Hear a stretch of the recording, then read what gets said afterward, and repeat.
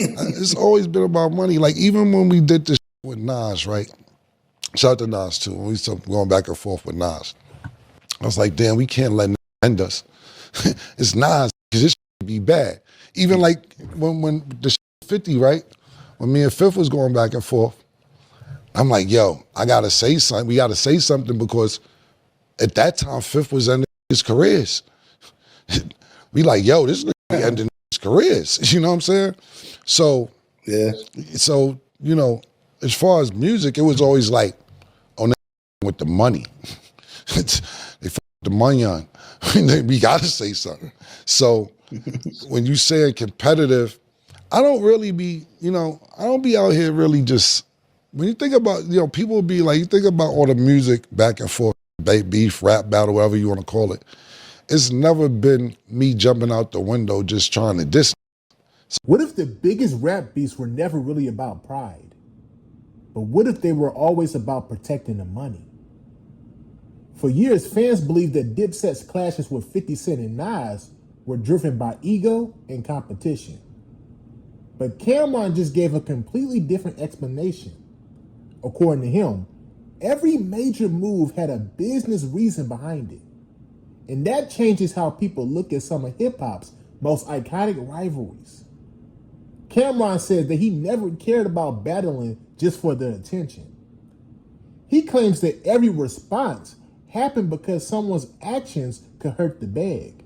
He even admits that there was a real concern about what 50 Cent was doing at the time because careers were being damaged.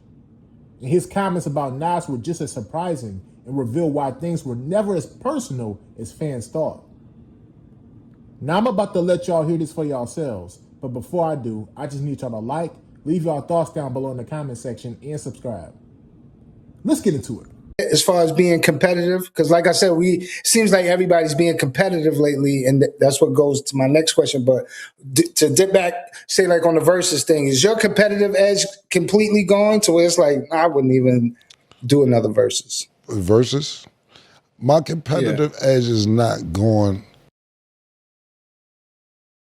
Maybe like rap, but nigga, see, that's the thing about me is that I've always been about competitive getting money. I've always had, and you can say the financial thing out there, whatever. It's always been about money. Like even when we did this shit with Nas, right?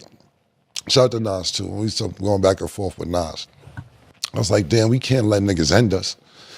It's Nas, man, because this shit could be bad. Even like when the shit with 50, right?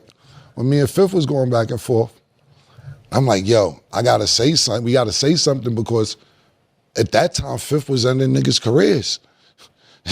We like, yo, this nigga be ending niggas' careers. You know what I'm saying? So, yeah. So, you know, as far as music, it was always like, oh, nigga fucking with the money.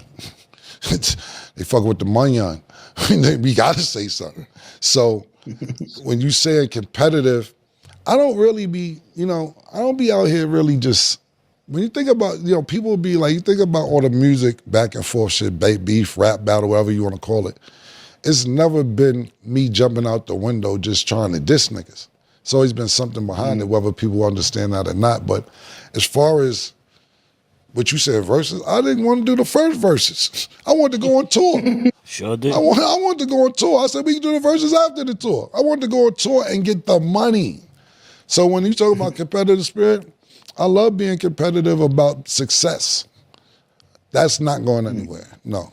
But I never really gave a fuck about battling. Maybe like before the internet when me, Mason Blood used to go battle niggas, which we was trying to be professionals to get money. You know what I'm saying?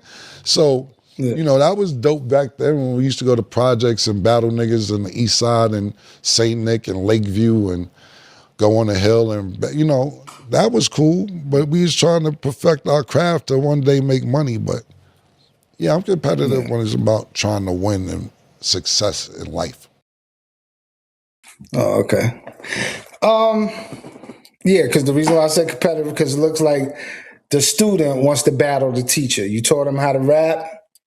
He feel that he's good enough to battle against you, so he wants to be competitive and A lot of people don't agree with it. Some people do. Like, either way, it's a show, but you don't want that. And you What I'm let it trying be to say known. is this. This is what I'm trying to explain to you, right? Not you, I'm just saying in general.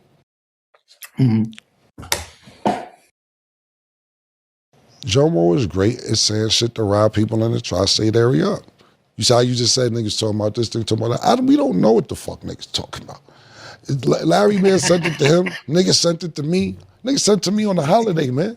I don't know what the fuck niggas. It's a holiday, my nigga. What the fuck is niggas talking about, my nigga? Jet ski. Yeah, like bro, I'm talking about I'll pay attention to this tomorrow or tonight when we fucking boat dock. Like, yo, what the fuck are we talking about on a holiday? So I get what you're saying, but the point being is this, right? It just doesn't make sense. To me, it don't make sense. Like I said, if your catalog is as good as you think your catalog is, get in the field. Get in the field and show me that your catalog's that good. Like, like I said, when nigga brought up Nas, right? I'm like, yo, Nas ain't got the #1 hits. Nas doing residencies, bro. Nas perform when he want to perform. Nas opened up secret restaurants. Nas got a secret I restaurant want to try that too. Yeah, that nobody know about. That nigga, yo, bro, let me tell you something, right? Successful rappers from the late 90s and early 2000s, they're not rapping full time. They're doing other shit. Nobody, unless you could tell me the person who's doing this full time. The biggest lesson from this whole story has nothing to do with rap, but it has everything to do with business. This is honestly what stood out to me the most after hearing Cameron explain his mindset. Now, whether you agree with everything he said or not, it's interesting to hear somebody pull the curtain back on how decisions were actually being made behind the scenes. See, fans usually see the diss tracks in the headlines, but the artists are often thinking about something completely different. What I respect is that Cameron didn't try to paint every situation as personal. He basically said that if somebody threatened the business, then it deserved a response. That's a much different way of looking at hip-hop than the story most fans have believed for years. And at the same time, I also think this shows how easy it is for fans to misunderstand what's happening. We naturally connect everything to emotions because that's what we see. The people involved are also running brands and protecting careers. And those two things can exist at the same time. So let me ask y'all this. Do you believe Cameron was right that the situations with 50 Cent and Nas were more about protecting business than personal feelings? And looking back at it now, which artist do you think handled those moments the smartest from a long-term career perspective? Cameron, 50 Cent, or Nas? Let me know your thoughts down below in the comment section. And make sure you like and subscribe. Peace.